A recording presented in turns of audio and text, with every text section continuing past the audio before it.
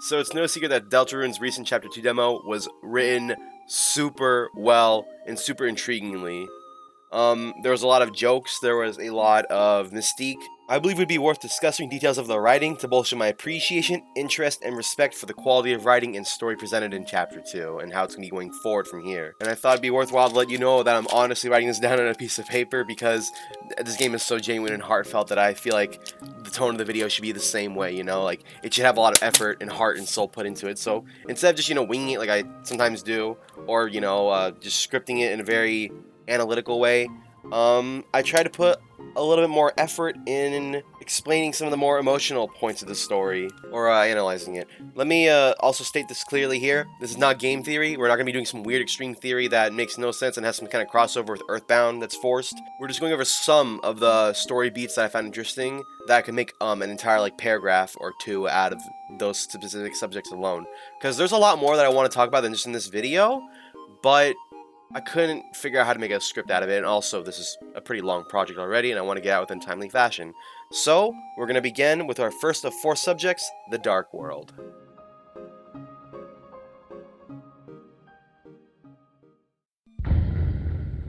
The Dark World is not only based upon the room it spawns in, but the first people to enter it.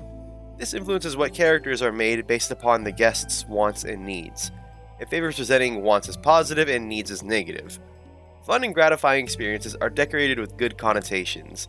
The roller coasters have cute designs, the robots, rebels, are nice and friendly, Lancer is a bit shallow and goofy and is nice to the characters, etc., etc. Meanwhile, any sort of authoritative qualities are presented negatively.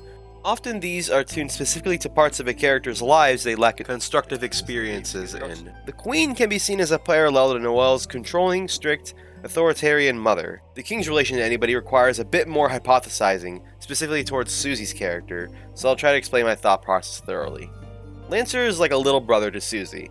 She acts as a superior, caring sibling to him. He, in turn, acts like a more immature Susie, with exclaiming excitedly, consistently his interests that correlate with what she's interested in, as revealed in earlier conversations you have with her. You can see Lancer as a sort of young Susie, expressing what she likes in a less mature and less reserved way. More excitable and all that. Thinking of him like that, let's acknowledge his relationship with the King. While the King is his father and knows a lot about his son as a caring parent would, he's also prone to quick violence when interacting with Lancer. Without a respectable parental figure, a person may end up struggling with connecting to others or having a good set of decision-making skills due to lacking the emotional connection and experience library of an adult. Susie kind of reflects that in the way she acts in school. This also makes me curious if Toriel's Dark World will be based upon her students, Azriel, Chris, or Asgore, or something else from her past that she hasn't revealed entirely yet. The Dark World is also a depiction of escapism in a whimsical sense by having the characters temporarily lose their focus and presence in reality for a fun time in the Dark World, taking a break from reality itself, which is also backed up by the effects of the roaring. Too much escapism, or I guess Dark World fountains here, will cause your perception of reality and your imagination to be heavily damaged. That's at least what I think the Dark World is supposed to be and represent in the world of Deltarune. Chris and Rousey have an interesting relationship. The two are intertwined by Chris's past with Azriel, but Rousey doesn't share much of what Azriel has in terms of characteristics.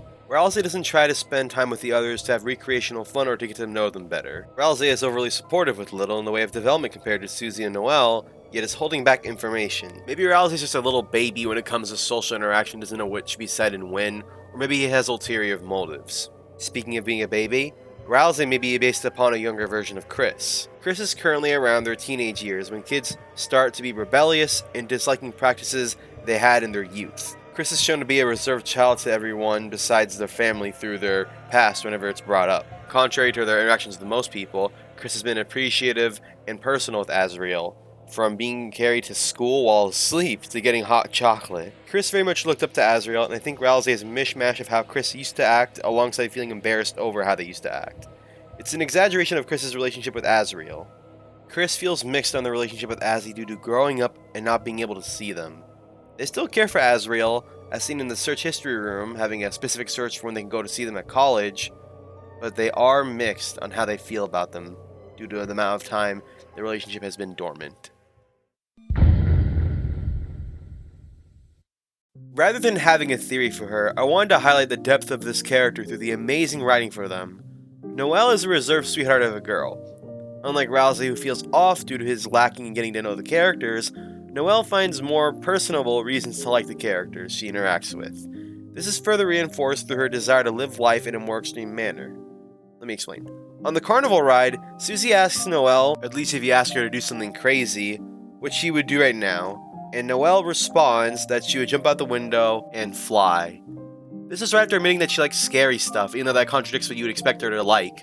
She's constantly exposed to intense subjects like horror, both willingly and unwillingly. She wants to live life free of her reserved lifestyle without abandoning her kindness. Noelle is obsessed with Susie for this reason as well. I do wonder if she wants to be with Susie outside of her aggressive style, like Susie's other side. I'd like to believe so, myself. Noelle starts to stand up for herself as she wanted to after the final boss too. You'd usually expect a passive character to have no edge to them, but look at her. She's just wonderful. Of course, all this character development is lost in the weird route for a very realistic scenario of abuse. It goes from Chris forcing her to be violent, to hearing voices, to telepathic metacommunication with the player in order to murder people. It's so genuinely awful and real. I love the writing surrounding her, and we have barely gotten to see her. I cannot wait to see more of her in Chapter 3, both in the weird route and the normal route. Unlike Noelle, Birdley is the best, smartest boy because he never loses and is way smarter than her because she helps him study because she's number 2 forever. So therefore he's the best character. If you like Susie more, you're wrong. Goodbye. Leave the internet and let the gamers return. None of that mobile game shit! No one likes a mobile game. It's all about console gaming. You gotta get that ASPC12 ACOG attachment with microtransactions. Rousey's little prophecy feels untrustworthy. In addition to trying to downplay the intense aftermath of the Spam Tom Neo fight with a smile, his tale at the end of Chapter 2 is suddenly forced upon the party when it's convenient for him to make a scene about it. This made me believe that the roaring would have a deeper meaning than what is initially presented beyond our heroes having a goal to work towards too. I believe there's a tiny bit more to it due to the visual presentation using 3 horde entities, one of which is Fat, and the human having the same haircut as Chris. I think, considering Rousey's ties to Chris, that the roaring depicts a fallout between Chris and their family. This might have been what happened that caused Asgore to get divorced from Toriel. This might be something, a prophecy of the future. I don't know, but I thought it was worth mentioning before the video ends. We're done here, but out of everything I said, if you don't really care about my analysis or theories or speculation or thoughts or perceptions of the game, the roaring is definitely something worth keeping in mind, with how untrustworthy Rousey has presented himself as to anybody who, you know, has paid attention to the other characters in the story. There's just something off about Rousey, so him just having this information, there has to be something deeper to it besides just being the goal of the game, you know? So, with that being said, I'm Blue. I love Rousey, but I do not trust him, not even a single penny. And I have my playthrough of Deltarune on my new Let's Play channel, Lek. There'll be a picture of it on the screen now, I believe. And if you want to watch my first raw playthrough, go ahead, enjoy it. If you don't, that's also fine. I hope you enjoyed this video. So I'll see y'all next time.